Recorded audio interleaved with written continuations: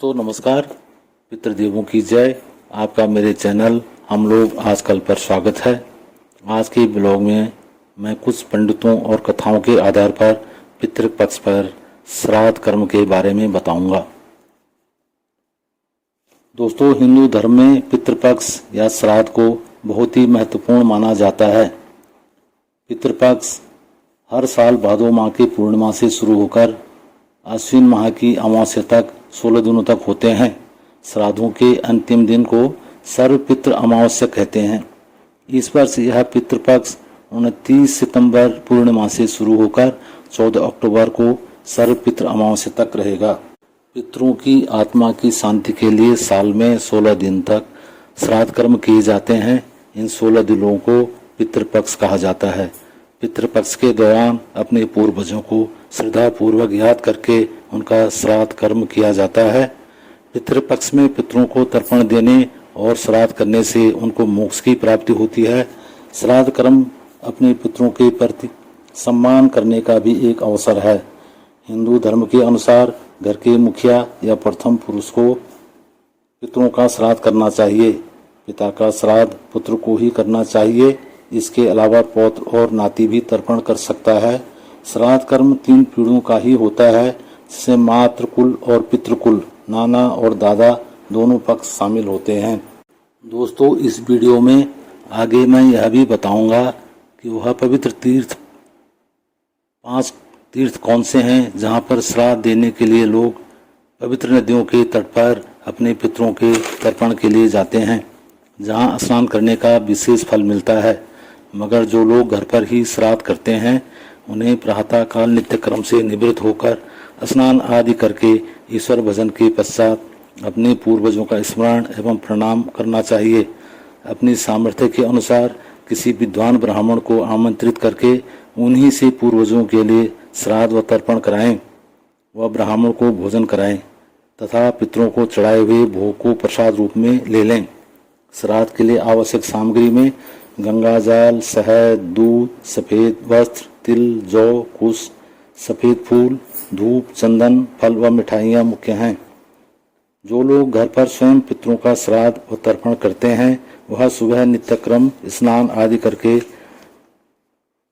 पितरों के लिए भोग बनाकर गाय के दूध से बनी खीर आदि चढ़ाकर दक्षिण दिशा में मुँह करके कुश, जौ, तिल, चावल और जल लेकर संकल्प करें।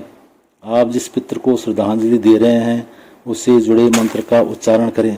जैसे माता पिता, दादा दादी, नाना नानी के लिए गोत्रे अस्मत् पिता, पिता या जिनको जलांजलि दे रहे हैं उनका नाम लें। शर्मा वसुरूपत त्रिप्यतमिदम तिलोदकम गंगा जलवा तस्मै सुधा नमः, तस्मै सुधा नमः, तस्मै सुधा नमः का उच्चारण करें। तत्पश्चात भोज से पहले गाय, कुत्ते, कौवे, देवता और चींटी यानी पंचबली के लिए भोजन पत्ते पर निकालें। उसके बाद ही प्रसाद लें। अब मैं उन 5 तीर्थों के बारे में बताऊंगा जहां श्राद्ध करने का विशेष फल मिलता है। पहला है ब्रह्म कपाल घाट, बद्रीनाथ, उत्तराखंड।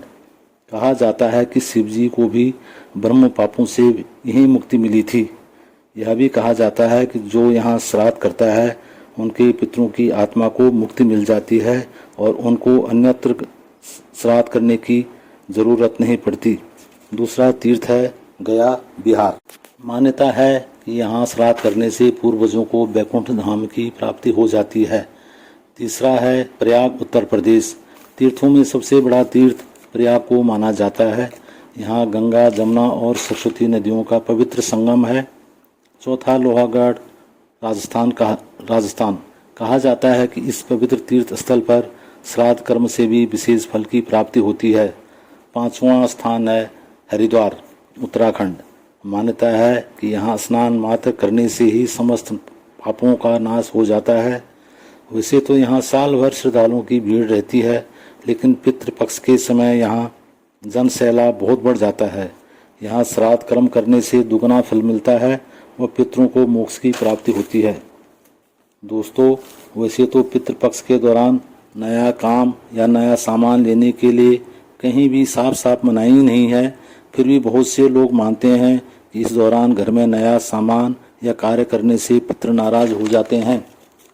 हो सकता है कि वह लोग संकोच करते होंगे जिन्होंने अपने माता पिता या बुजुर्गों की ज़रूरत के वक्त बीमारी या वृद्धावस्था में सही से सेवा व देखभाल नहीं की हो।